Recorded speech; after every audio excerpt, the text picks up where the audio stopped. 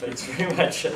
So what better way to spend Yom Kippur than listening to a morose talk about corporations and the collapse of the economy? So you're welcome. It's be good fun. I have to say, since it's a humanities center, I want to tell you that I myself was a philosophy major, and my mom used to refer to it as pre-unemployment. But it's good to sort of be able to talk to fellow quasi-humanists in interesting places. The title of this thing seems really counterintuitive. Vanishing corporations seems obviously false, since we know that corporations run everything in various ways, and their brands and their activities sort of seep into our daily life. I'm going to make a kind of surprising claim about why I think corporations are falling apart and why ultimately they're mostly doomed. So that's where we're going to end up at the end. If you're interested, the book's going around, readily available at the Source Booksellers, my favorite local institution. So I'm going to say a few things. If you get really bored about 3 minutes in, or you have to go off and teach antitrust, you can see how it's going to end now, and then you can decide whether you want to stick around for it. So the first is probably uncontroversial. We're in the midst of a shift in the cost of organizing due to information technologies. The second thing is that information technologies enable pervasive markets where things are for sale that didn't used to be for sale in that same way. So for the older humanists, if you know Jean-Christophe Agnew's book, this will sound like a familiar theme of everything becoming for sale. Third, that markets can undermine social institutions. And this one feels a little bit more, I think, contentious, but I'm going to argue that markets can undermine social institutions, and even things like corporations. Markets undermining corporations is one of the big themes here. And the last is that institutional collapse can either be miserable or liberating, depending on how we respond. So political movement is certain to be the thing that we need to make this turn out less miserable than we might otherwise expect. So first, I want to establish those points in order. The first is a shift in the cost of organizing. So think about, what does it take to get 250,000 people to show up at the same place and protest? So 1963, March on Washington for Jobs and Justice in August. This is sort of the high water mark of the American Civil Rights Movement, and it was a huge 250, maybe 400,000, depends on who you ask and who's doing the counting. But massive protests. What did it take to get that many people to show up on the mall in 1963? So for those of you under 50, you'll be surprised to learn that phone companies used to charge you more if you called a further distance. They called it long distance, and you actually had to pay extra money to be in contact with people because they're in Ohio. So think about getting people from across the country to show up. They did it by post, by sending mail to people, which I know you haven't seen this either, but literal physical paper letters that would go out to people with stamps on them, and each one would cost money. For telephones, they would use telephone trees. I call 10 people, each of them calls 10 more people. That was the way that you got a hold of large groups of people and got them to show up. It took 8 months to plan this. There were 6 major sponsoring organizations. 200 full-time activists were coordinating transit by bus, train, carpool, all of them at these nerve centers trying to get people to show up. There were 4,000 volunteer marshals on site because they knew there was going to be opposition. Opponents tried to cut off the sound system, deprive them of electricity. There were expectations of trouble. So 4,000 marshals on site made it one of the most peaceful and effective demonstrations ever. What people now remember is one phrase, "I have a dream," and pretty much nothing else. But it was a really critical moment in the movement. Fast forward to 2011, what does it take to get 250,000 people to show up in Tahrir Square? And the short answer is simmering injustice for a long time and a really good Facebook page. So it took 4 weeks after the fall of Zinedine bin Ali in Tunisia. It sort of sparked interest in Egypt. Maybe now's the time is right to finally be rid of Mubarak. 2 online activists ran a Facebook page called "We Are All Khaled Said."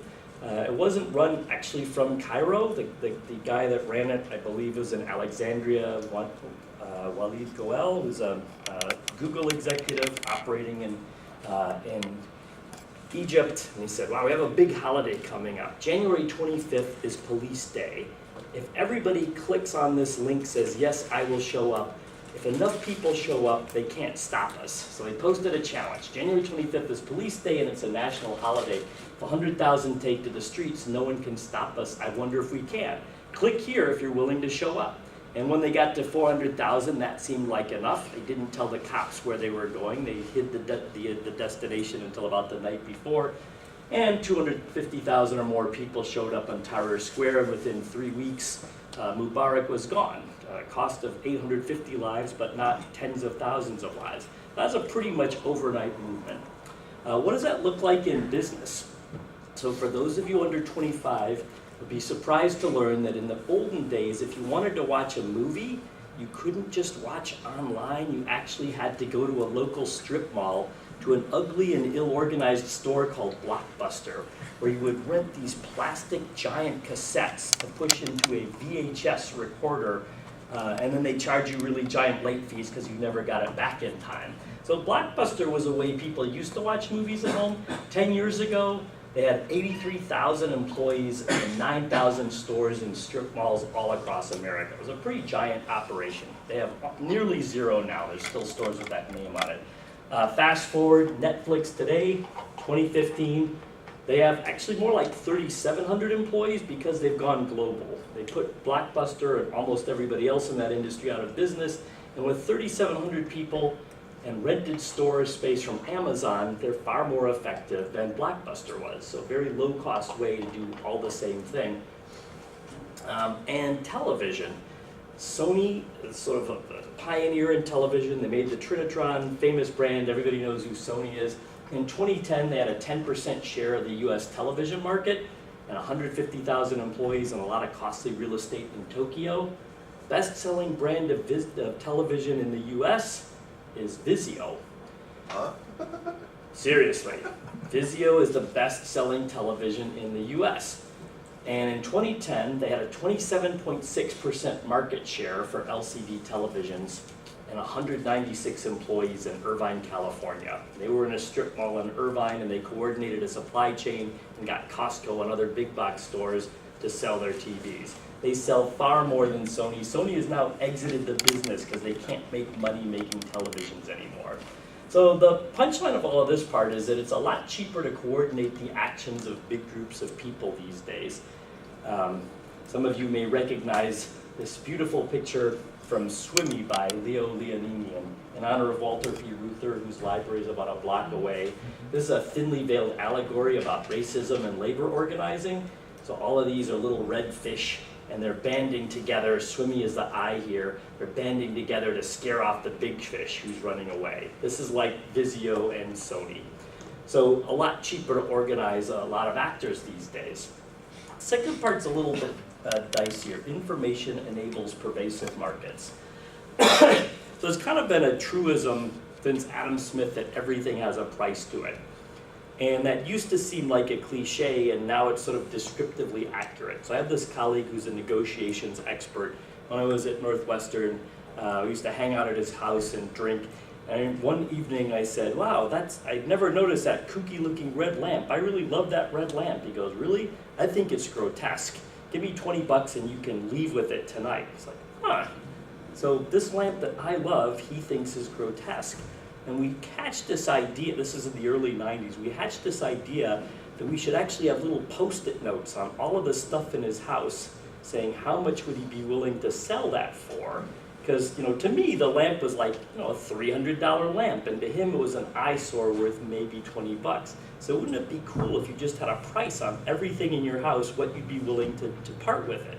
So if it's family photos, wedding dress, it might be $10 million. But if it's an ugly lamp, it might be more like 10 or 20. And it was sort of a thought experiment, but we now live in that thought experiment, and it's called eBay. Anything that you have that can be shipped by UPS can be sold. So implicitly, there's a price to keeping that stuff. You could go online and say, what is this crap that I've got in the basement worth?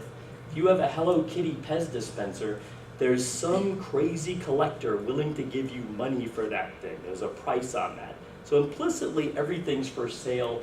And it's not just the junk in the basement, it's actually the house itself.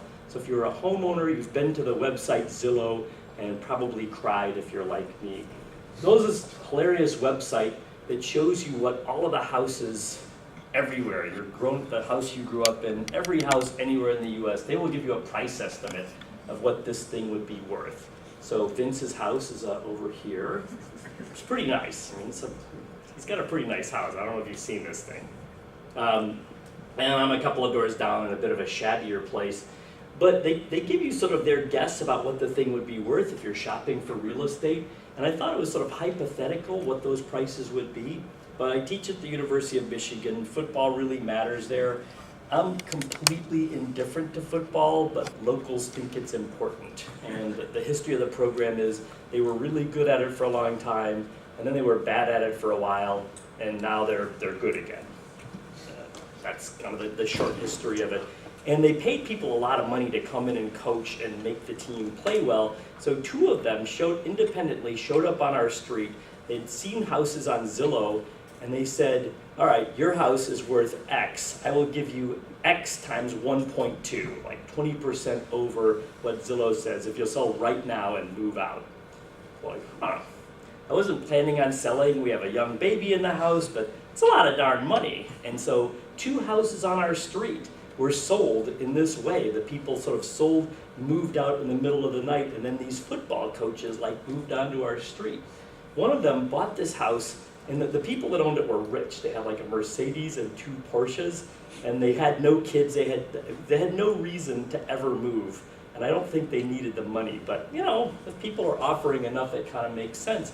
So they sold for like $1.1 million. They spent $200,000 fixing up a bunch of stuff. They finally moved in, and within a month, the guy got an offer coaching at Maryland and then left and found it very difficult to sell for what they paid for. So everything is for sale, including junk in the basement and the stuff in the house itself.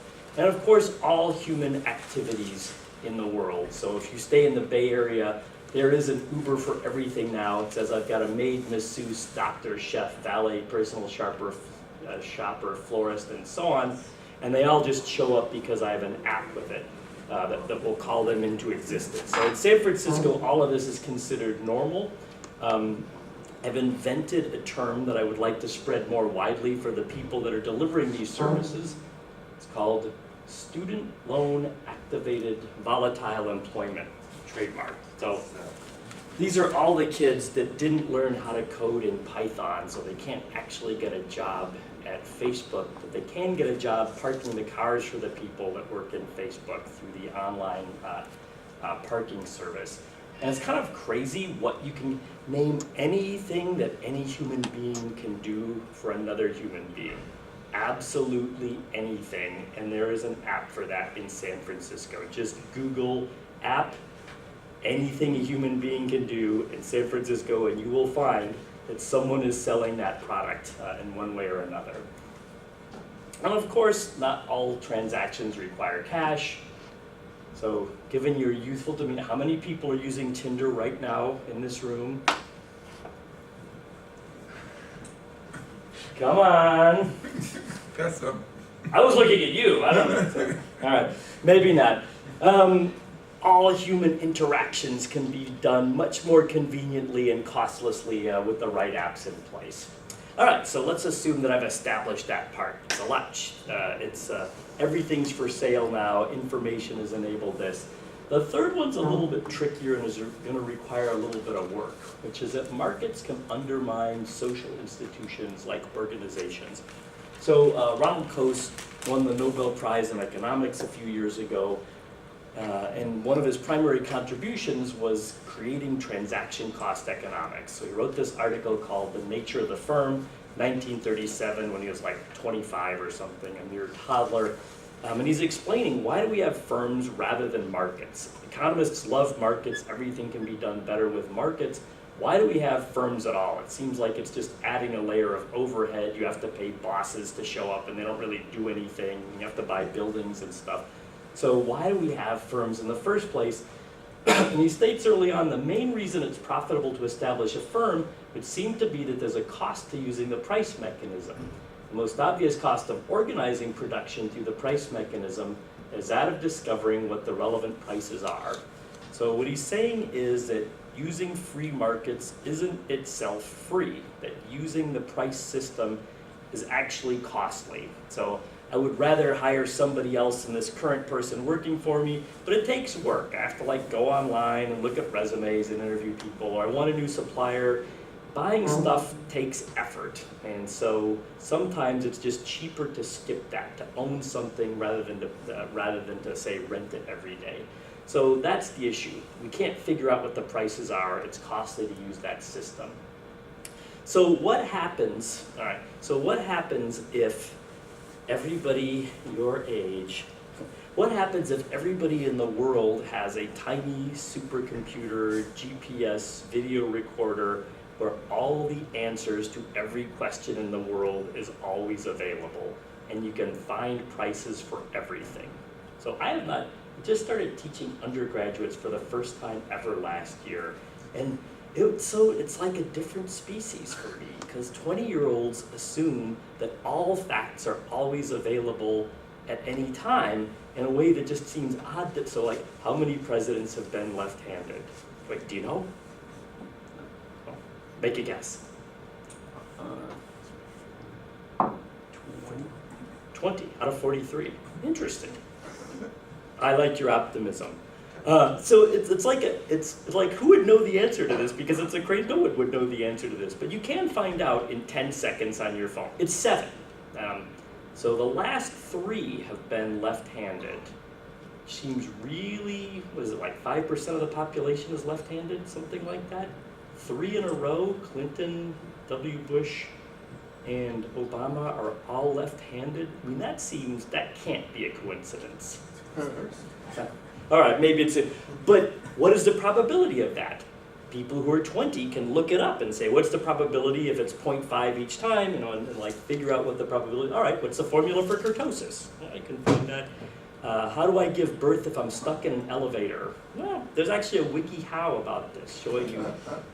Don't look at it, it's got videos that are kind of gross. But this is like, so if all the world's information is available, why would you ever have a firm? And that would be the implication of Coase's argument is, if you can find out the prices for everything all day, every day, then why would we have firms? I think that's the main underlying reason for this sort of shocking finding. So the number of corporations in the US listed on stock markets, NASDAQ and the New York Stock Exchange, has dropped by half since the mid-1990s. And it's not just the dot-com thing, and it's not just the 97 crisis. The market has tripled since Obama became president, and yet IPOs are pretty much dead. So this should be a shocking thing. Corporations dropping by half, continuously going down for 20 years, that seems really counterintuitive. Like, that's not counterintuitive? Wait, why not? They're just privately held. Well, You're gonna. Yeah, yes and no, yeah, but they could be. So why would? All right, so we'll get into why that would be better. But this is weird. Like, they could have been privately held in 1997 too. So why has this sort of gone down in this peculiar way?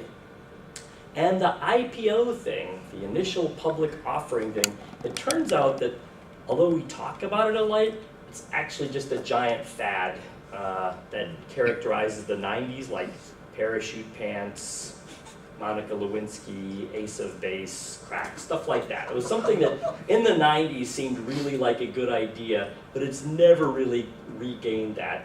And in the last 2 years, it's really collapsed. In fact, there was an article a week ago Friday saying, IPO market, worst point in 20 years, will drag down the rest of investment banking with it, because nobody's gonna pay you to take their company public.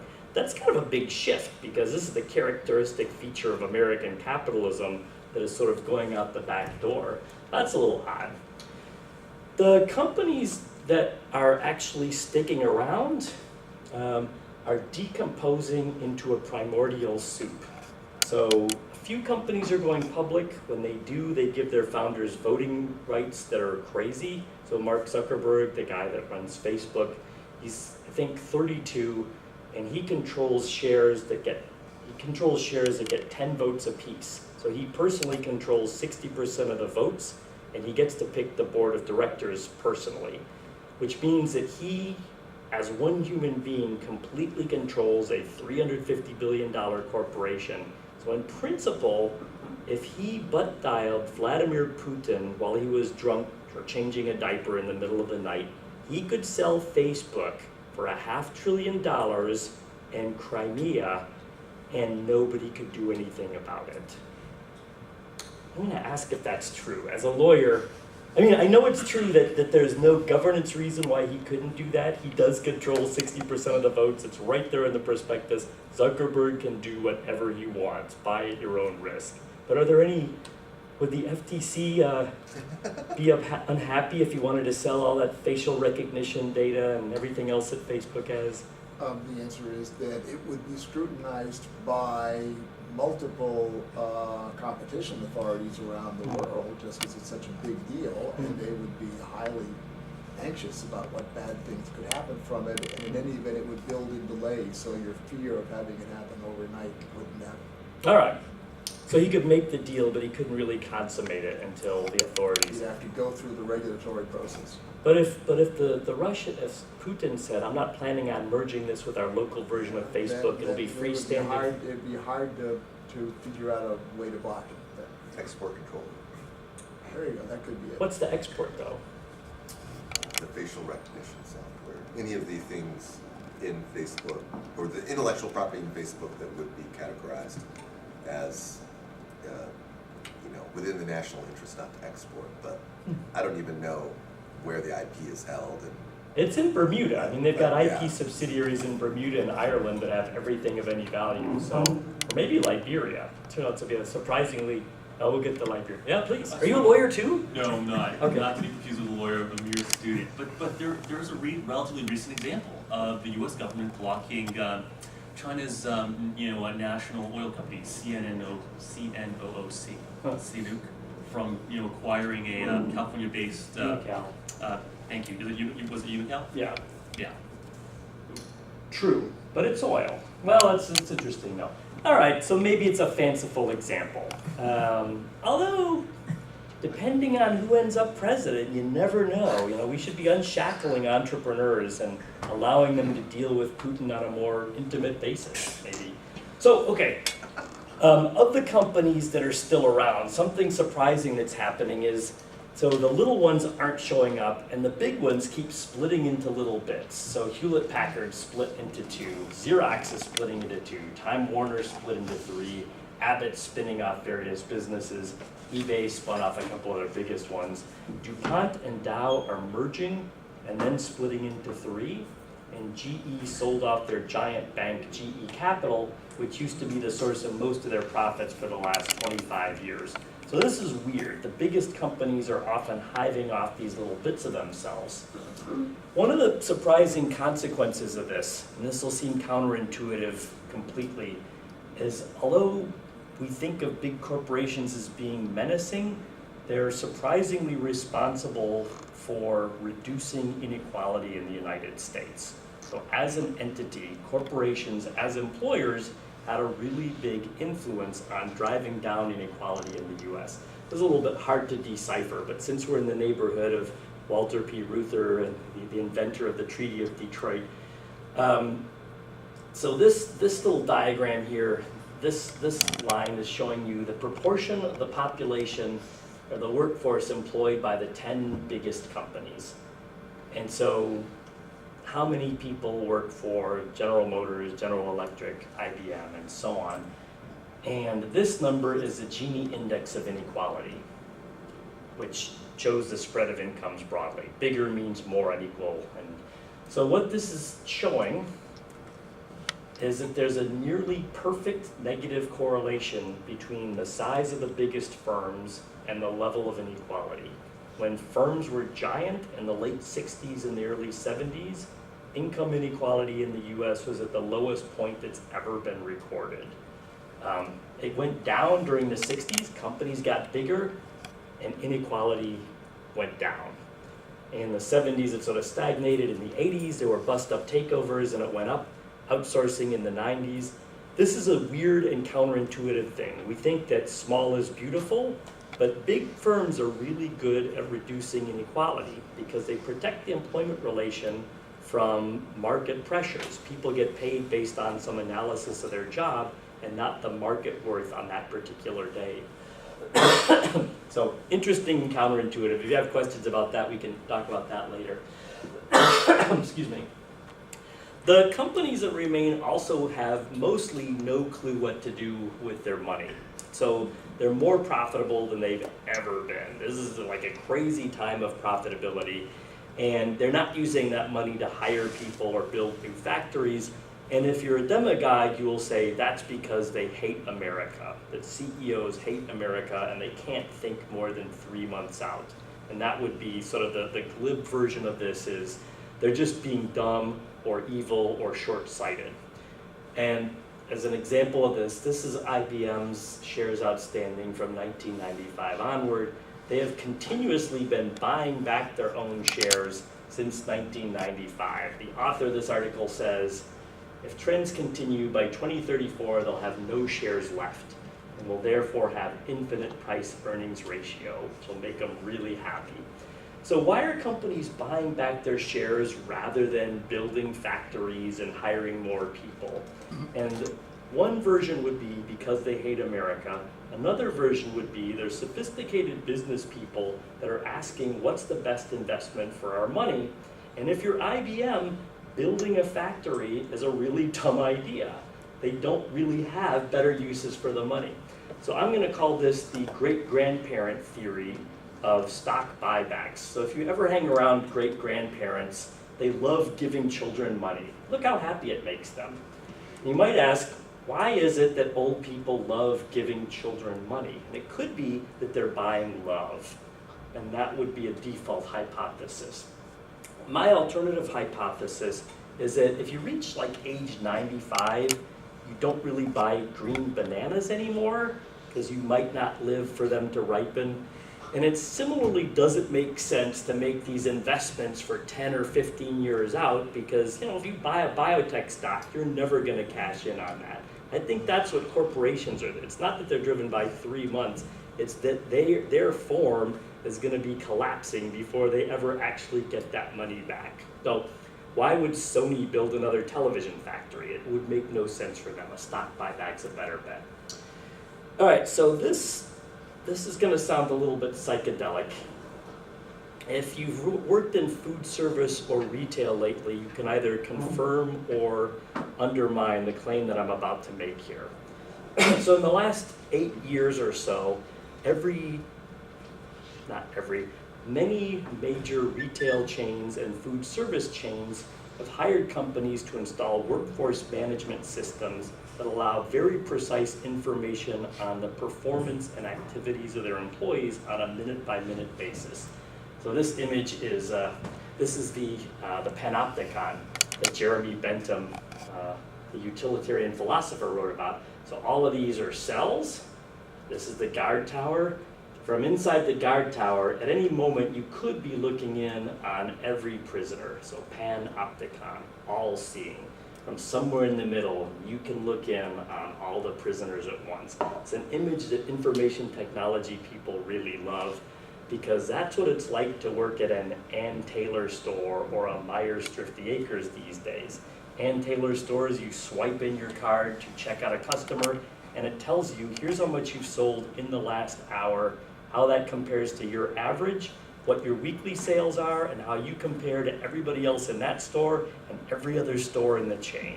So in this underground bunker in Columbus, Ohio, there's HR people monitoring screens, seeing exactly the performance of everybody that works at these stores. And that means you don't need a boss anymore.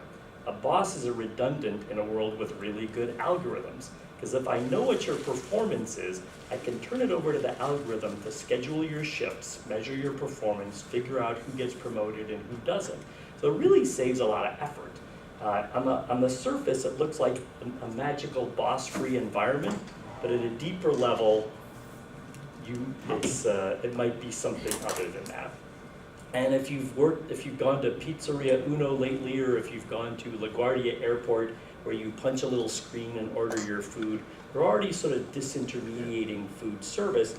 They capture exactly how much you sold. Did you upsell those people on the dessert? Did you get them to buy the local special? And then you get to rate your waiter or waitress at the end on how many smiley faces.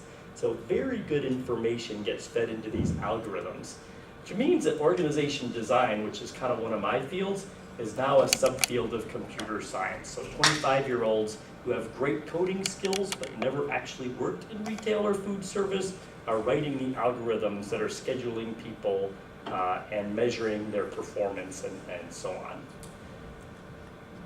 Okay, so now it gets a little darker. So I'll just describe the system where sort of performance is being measured and potentially priced on a minute-by-minute basis. If costs were right, if the reason why we have firms is the price of using the price system, what happens to organizations? If we can find prices for all of the different inputs, would we still have firms? And the answer is, I'm going to trademark this as well, the Webpage Enterprise. So you may remember Circuit City stores, kind of like Blockbuster. They blighted strip malls across America. They were like Best Buy, but with worse service and surlier sales help. And ugly architecture, I'd have to say. So they were in this book called Good to Great because of their awesome culture and their effective management. And then in January 2009, they were liquidated because they couldn't compete with Amazon and Best Buy, who were cheaper and had better service.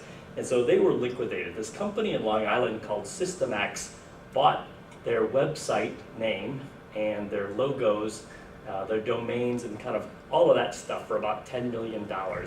And then they created a replica of the original Circuit City website with all of the same stuff that Circuit City used to sell, but it was now done through an automated order fulfillment system, what the Catholics would call Immaculate Conception. So this is a company that sold all the same stuff as Circuit City with 43,000 people, but with 0 employees. It was like the perfect system. No actual employees working at the organization, just a really good website. So that kind of works with retail, but it gets trickier after that. So I want to, for those of us over 38, we imagine that, so this is what a web page looks like.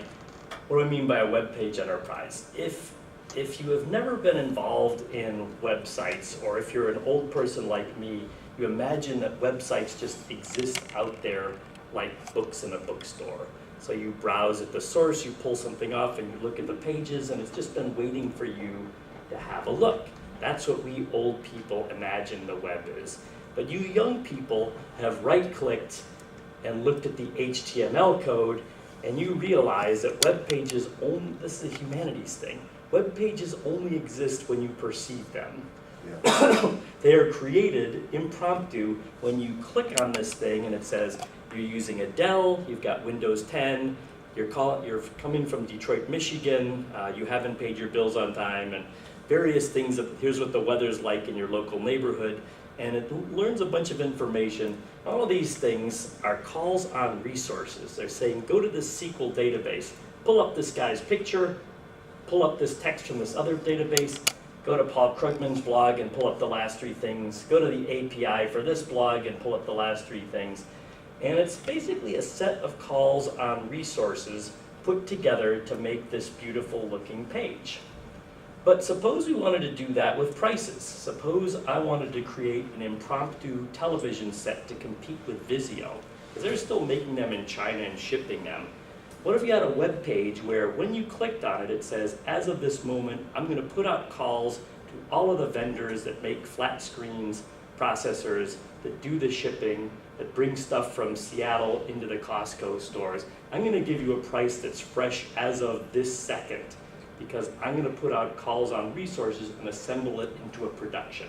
It's philosophical and psychedelic, but I think this is, in some sense, this does what a firm does. It puts together, it coordinates actions and comes up with prices without the messiness of human beings. So yes, The Matrix was a documentary. We are actually Neo eating the red pill here. The hitch at all of this is it used to be hard to do this with human beings. So it's easy to go to a market in China and ask for paper clips in bulk or processors or something made by a factory. That part's hard. It's harder to have a web page say, bring me a masseuse and a delicious fruity cocktail right now, and here's where I am. That was the part that required human beings and maybe employees and organizations. So has anyone been to a Home Depot parking lot between 6 and 9 a.m.? Tell me about it. Were you looking for drugs? No, Kidding, no, it's not about drugs. no. Yeah, it's usually, there's like people working, there's not cars. Contractors, scary. What's that? Contractors. So yeah, day laborers. This is the labor market. A Home Depot parking lot at 6 a.m. is an impromptu labor market for the day. So if you need to put together a crew because you're building a house and you need to work on the garage, or you're putting in a patio, or you're doing agricultural labor, there's a whole lot of people available to hire, usually for cash, for a set fee for that day. And so I need a crew because I'm putting up a shed in the backyard. You show up in your pickup truck and say, I need somebody who knows how to mix concrete, I need a carpenter, I need somebody who can operate the bandsaw. And then people raise their hand, and then you pick the crew that you need, you negotiate a rate, and you create a firm for that day. It's like an instant pop-up firm for that day. So that's the background that makes this next cartoon funny.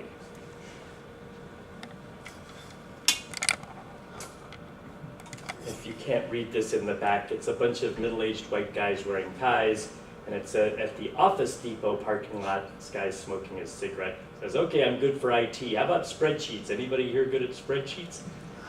This is really funny, I think. I could be alone here. The idea is, could you make white-collar work follow that same format of a pop-up firm for the day, kind of like you get at the Home Depot parking lot?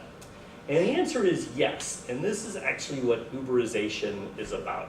So Uber's delightful if you're a consumer and scary if you try to work for them, and especially scary if you've ridden Uber in Detroit. It's always a great experience. I highly recommend that you do it as often as possible and take notes for your novel. So Uber has been doubling in employment every 9 months. This was released in early 2015.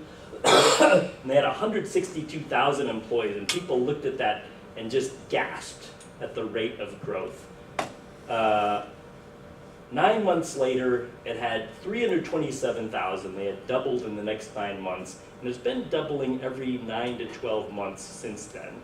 Uber, if it continues, everyone will work there 15 months from now, something like that. So as of September 2015, about a year ago, had 327,000 driver partners in the US and about 4,000 actual employees. So W-2 workers that get a paycheck, nearly non-existent, people driving from them, a lot.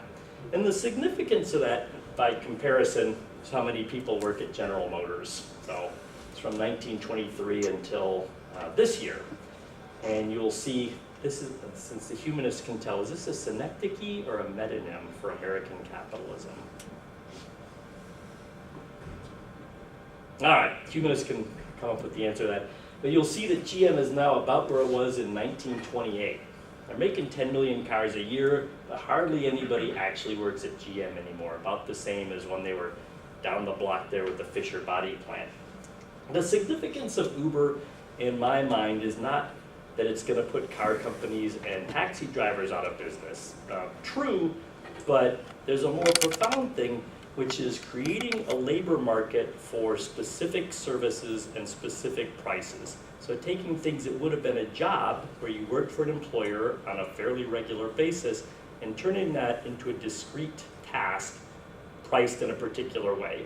And why that's important is, all right, driving a car requires a modest level of skill, and diagnosing a urinary tract infection and giving a prescription can be a pretty high level of skill, but both can be Uberized. If you can specify, here's what the task is, and here's what I'm willing to pay for it, then it can be Uberized. Turn from something that is a career or a job with regular attachments to a one-off that you can get paid for. And I give that example of the UTI not merely because it's gross, but because this is happening right now. There are actually doctors that you can call by Skype, go to this service, and it says, here's the people available right now. It gives you pictures of 8 people. You pick the one you want and say, it's 6 a.m., I really got to get to work. I think I got a urinary tract infection. They say, all right, take the camera on your phone. I don't know what they do, but ask you about your symptoms. And then when they come to their diagnosis, they will send a prescription to your local Walgreens so that you can actually make it to work on time. And so that is turning that 4 years of college, 4 years of med school, 4 years of training into a task where you get paid a piece rate, just like the people at the Home Depot in the morning. So the significance is not cars per se, but turning the world into a Home Depot parking lot every day. Not for specialized things, but I'm a college professor. All right, that poor gentleman had to go give a lecture on antitrust because he's teaching this class. But how many people within 5 miles could talk about the Standard Oil breakup in 1911 and Rockefeller and give pretty much as good a lecture for, $100? I might be willing to do that. We could have the Professor app and get people willing to show up and do what we do. The lecture on mitosis, come on, how specialized is that gonna be? So, if you start working with it, you realize an awful lot of tasks could be Uberized, turned from a job with an ongoing relationship into something that's priced piece by piece. You work, you get paid. You don't work, you don't get paid. Yeah, please. So, with respect to the Uberization theory, I see that as only applicable to commodified skills, like driving a car.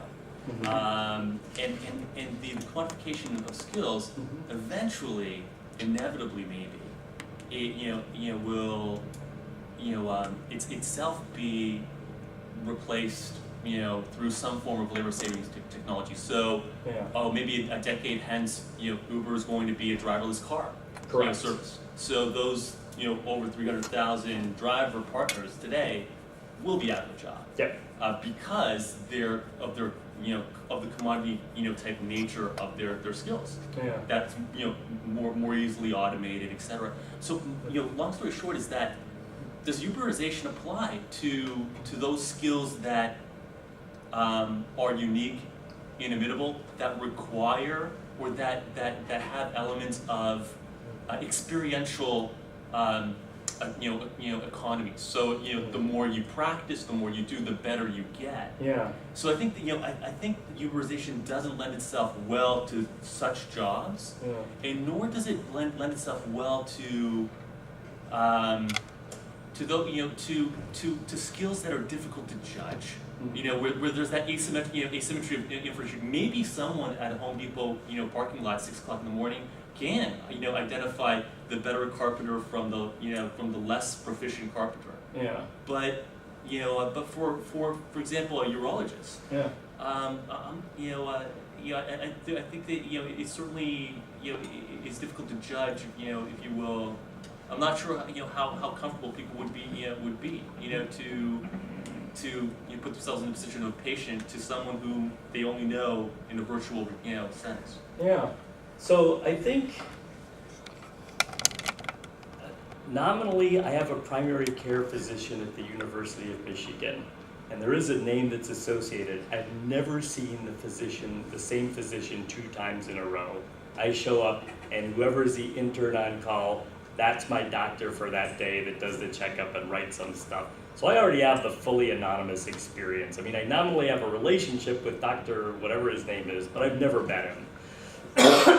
So I think you're right that it's the personalization of the skill that is going to be hard to trade away. So if you have your favorite masseuse who's really good and knows where all the knots are, you're like, yeah, I would be willing to pay more for that. I want to maintain that relationship.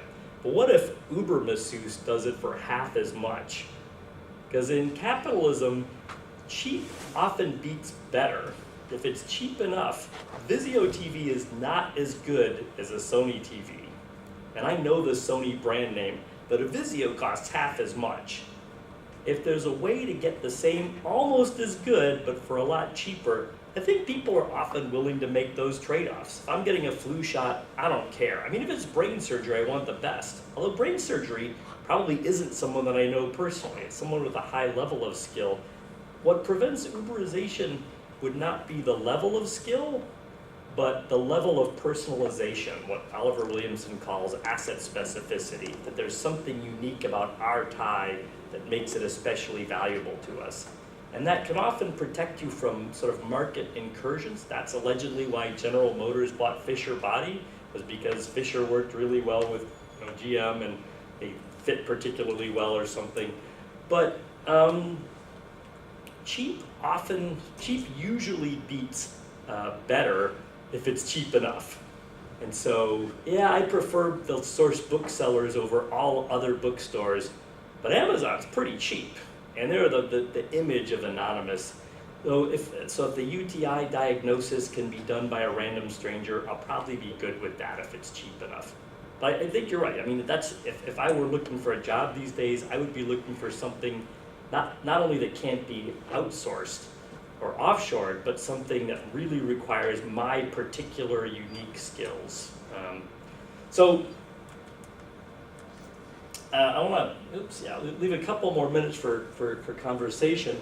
The punchline of the book is that we think of corporations as being this feature of the landscape. So like the Rocky Mountains, they've just always been there and they'll always be there. They dominate our landscape, and just something about them that they're never going to go away. They're a feature of nature. And that's the way we often talk about them. And I think they're more like, this is the palace at Versailles in 1789. A little bit hard to see, but 1789, the king was endowed by God with the right to rule France. I mean, even better than being a mountain is having God give you your job. And the aristocracy was supported by God and the church. This is the natural order of things given down from above. And 2 years later, all the aristocrats' heads were in baskets, and we were using the metric system, and they changed the names of the months, so it had seemed eternal right up until about July 1789, and then things kind of fell apart. So that's kind of the surprising prediction that I'm making. There's precedence for this. I would summarize the argument so far as sometimes the expansion of the forces of production bursts asunder the relations of production, and then what are you going to do? So we've done this a couple of times before. At the first industrial revolution, we had the steam engine, and that technology ended up changing everything. It pumped water out of coal mines. That was the first use. They put it on boats and it made steamships. They put it on wheels and it made locomotives. They stuck it in factories and allowed you to produce stuff in places other than next to a river with a mill. So it really sort of changed everything, made the Manchester and the dark satanic mills. It was a little bit dark. Fast forward 100 years-ish, Model T and mass production, that was also a completely different way of organizing human activity and getting things done. If you haven't been there yet, you should all go visit the Piquette plant. It's about, less than a mile from here, Ford's Piquette plant, where the Model T was invented. It's an amazing and inspiring place because it's so small. It's got wood floors and brick walls. Do you think, what the hell? How could you invent a car in actually the 20th century in this little building? It's kind of interesting. But it's not just the car, it's not just mass production. That idea spread to healthcare. Henry Ford Hospital was created to use mass production methods on healthcare. America's primary educational institutions, it's mass production. The D-Day invasion, banking, insurance, this is a way that everything got done. I'm claiming, this is another, either a metonym or a synecdoche. Someone's got to Google this for me. The iPhone is interesting not just as a device, but because it signals that there's a very different way of organizing human activities and getting stuff done that can be more impromptu and more market-based, and that this, in some sense, will replace this as a model of large-scale human activity. And so that's the institutional collapse part. So story so far, public corporations unnecessary for production, unsuited to provide stable employment and benefits like health insurance and retirement. There is, for the optimist, an alternative. Yochai Benkler and others have written that Wikipedia and Linux are basically anarchist collectives. We just don't realize it, or they're the products of working anarchies. So they're not created directly by corporations or by governments. They don't have property rights. They operate as anarchies. They provide products for free. They don't pay anybody for their labor, which sounds ridiculous and it should all fall apart. But our current world is impossible to imagine without Linux. If Microsoft evaporated tomorrow, I don't know if you'd notice. What? No, it's just, Yeah. no one would notice. If Linux evaporated, there would be blood in the streets. The ATMs would stop working, planes would crash from the sky. Without Linux, things don't work. And yet it's free, and it's an anarchy, it's crazy. So, I'm going to conclude with this lovely slide. If you haven't been across the street to the Detroit Institute of Arts, go and have a look at this thing. This is Fernand Legère's picture from 1954. It's called Woman with Flower. So here you've got these really thick outlines of this woman's face, and you've got these flowers and so on. It's this very intricate and complicated diagram. Then you've got these very simple color blocks. You've got red, green, blue, yellow. Super simple. And I think this is a good metaphor for the way that we think about the economy. We use these very simple categories like corporation and employee. And then we've got the economy as it actually works, where things don't map onto that very well. So I think the categories that we use to apprehend the world, like corporation, employee, don't fit the world we're in. Trying to deal with them will not solve the problems we're facing right now. We will not bring manufacturing back, no matter how many walls we put up, or at least not employment in manufacturing. Policymakers have little idea what we're in for, because I think they have a terrible map, and we've got some work to do. And in case you're wondering, how would I get a hold of this wonderful book? Have you been to the Source Booksellers yet? It's amazing. It's right down there on Cass Avenue. Really nice, wonderful people run the bookstore. Got to meet Janet, she's amazing. They've been at this for 28 years. So just head up to Cass, walk a few blocks, and go say hi. So thank you. We have a couple minutes for questions. So.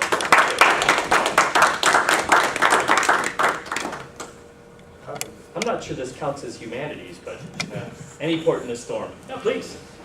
Yes, Professor, thank you. Would you have any guesses as to what the power structure of our society might look like when corporations no longer hold such weight? I think this election is kind of a portent of that. So 30 years ago, it would have been impossible to imagine Trump becoming a candidate of any institutional political party. The Wall Street Journal had an article last week that found that out of the 100 CEOs of the Fortune 100, 0 had given to Trump.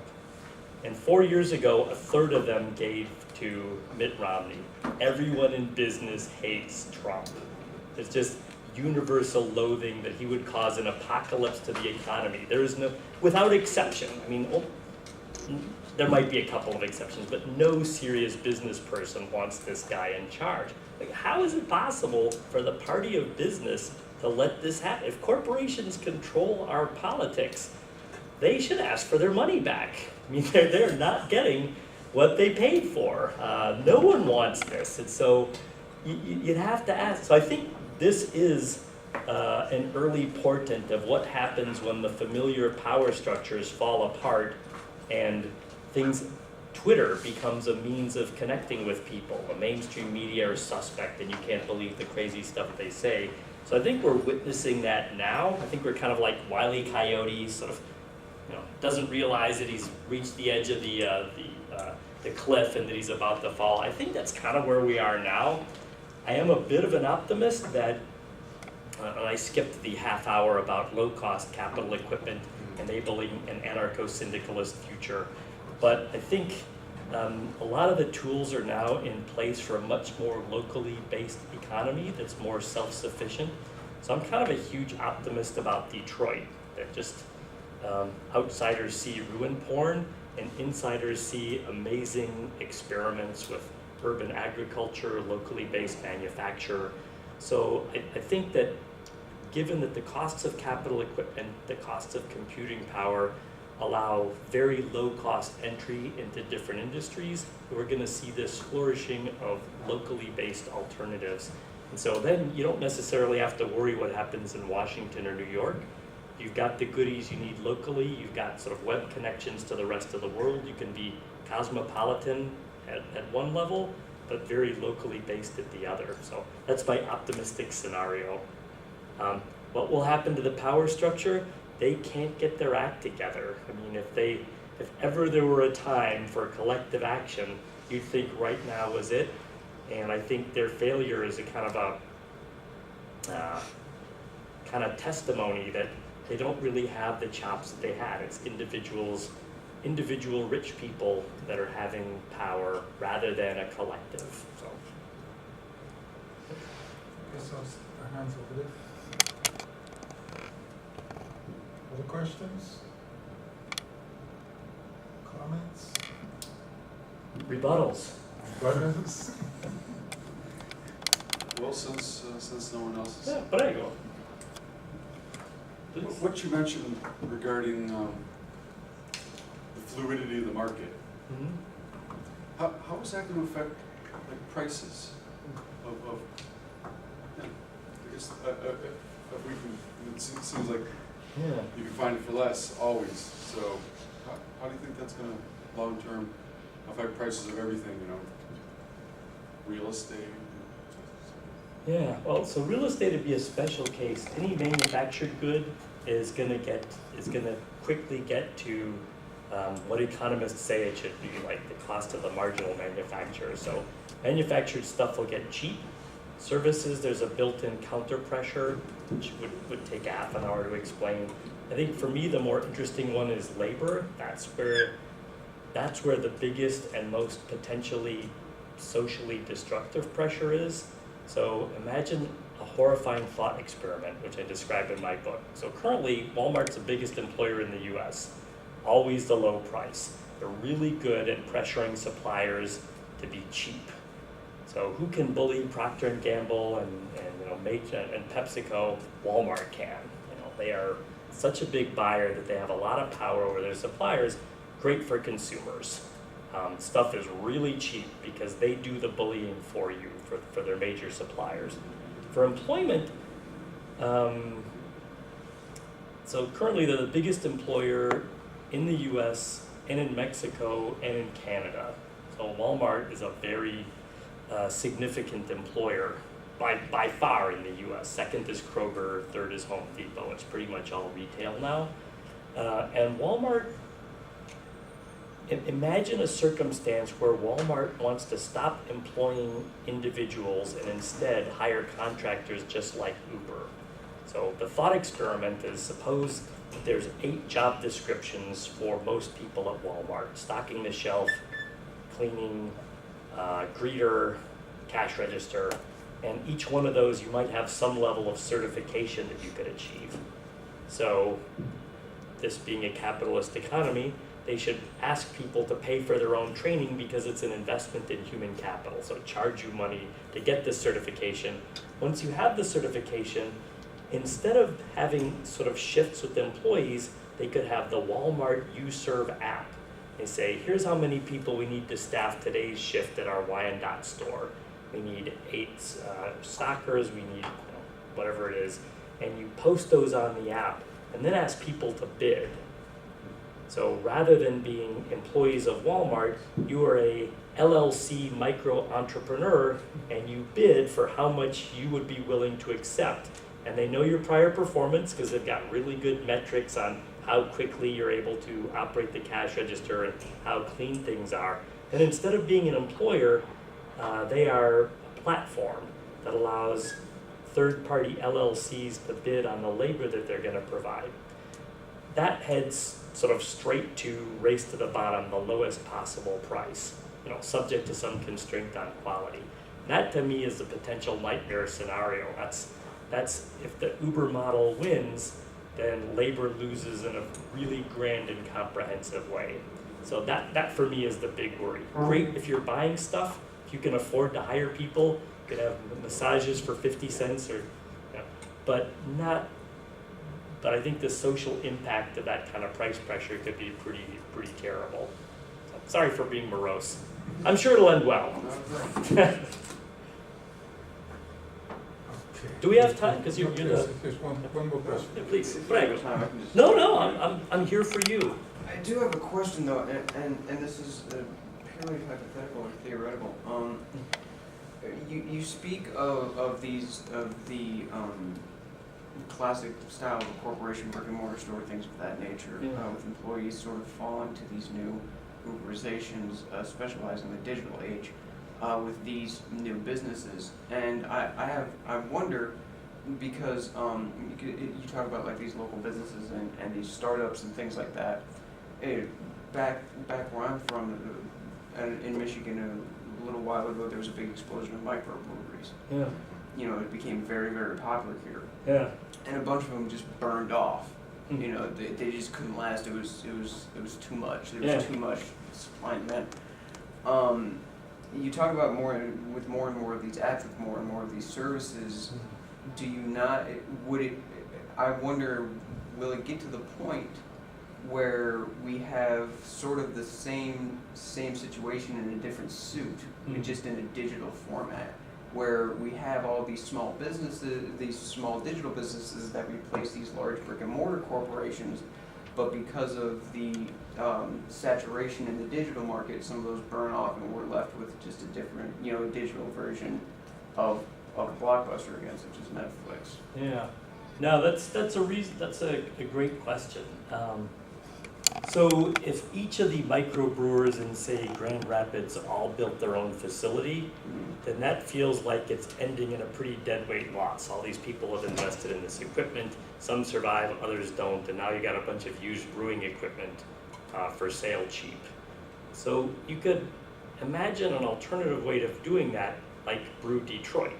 So rather than investing in your own brewing equipment, join the brewing co-op, where you've got the recipe, you've got the skills, you want to make this stuff, but the capital equipment is owned either through a co-op or by the municipal government or something like that. If you had the brewing capital equipment and the CNC routers and CNC machine tools capital equipment, if they were locally based and either owned cooperatively or owned through a municipal library, something like that, then instead of having to make the investment in the capital equipment, you could invest in the product, test it out. If people really hate IPA or two-hearted ale or whatever it might be, then you fail, but you don't fail catastrophically. You've only invested the sweat equity. I think we're reaching a point where that's increasingly feasible, that having sort of rent access to capital equipment locally rather than build your own factory, that enables fast failure with less heartache. I feel like that seems like a pretty reasonable possibility. I don't know if you've been to the Detroit Public Library. They have a maker space for kids now. Yeah, it's kind of a nice model. Or if you can find a way to get to Allen Park, check out Tech Shop.